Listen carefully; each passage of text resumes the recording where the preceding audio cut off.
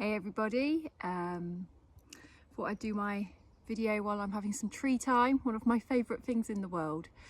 I was considering talking about interdependence. Interdependence is different to dependence and independence, and interdependence is like a dance we do in relationships we have, and it can apply to any form of relationship, but I guess the most common one for people where this often needs a bit of work is the interdependence of relationships of the romantic type. And what happens is, I think there's a boundary issue in relationships where it's knowing where one of you finishes and the other one starts energetically in your space.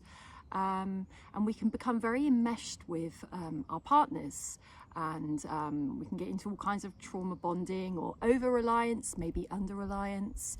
And this is where communication problems start, and communication problems are usually the biggest reason that a connection comes to an end. So when we're in a healthy union, we could hope that we maintain our own independence, so we never give up our friends or our hobbies just because we've got in a relationship. We might need to compromise and make a bit more time for our partner, but we don't sacrifice our needs, and we keep our own life within a relationship because it keeps a relationship alive. If you both have your own lives and your own friends, even if they're joint friends as well, it gives you a lot more to talk about, and it also gives you a place to go when there are issues, and to kind of not become dependent on your partner to meet all of your needs, all of your whims, and to solve all of your problems, because that's where we become dependent.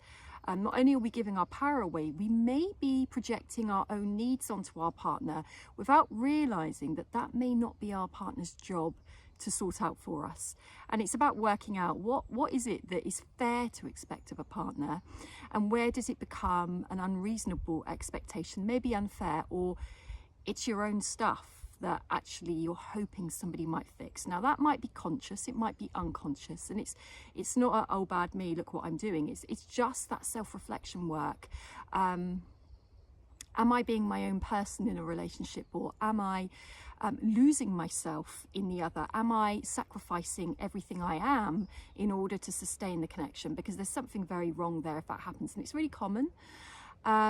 So that's your dependence. Our independence is maintaining our own world, and then it's trying to find that happy medium in between, which is interdependence, where actually we do have needs of a partner, and actually it's okay to expect some of those needs to be met or worked through, certainly discussed, and to be heard. And if we're being too independent in a relationship, the problem with that is we may not let our partner in, or we may keep them at arm's length, or we may have issues about not letting them do anything for us because we need to be super independent. That's trauma response, and equally that creates blocks, because healthy interdependence means that we know how much to let our partner in, and we know how much of our stuff to keep for us, and where to need them for support on some level, on whatever level that might be, and where some of that needs to be our own inner resources.